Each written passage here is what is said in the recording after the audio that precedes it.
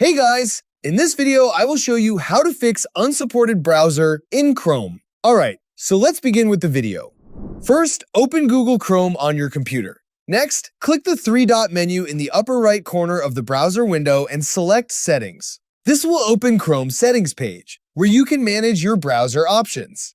Now, scroll down the left sidebar and click About Chrome. As soon as you open this page, Chrome will automatically check for the latest available updates. If an update is found, it will begin downloading and installing automatically.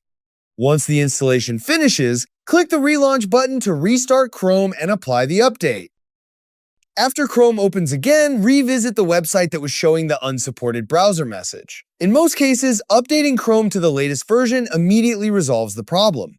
If you're still seeing the same error, the next step is to clear your browser's cache and cookies. Press Ctrl plus Shift plus Delete, and this window will open up.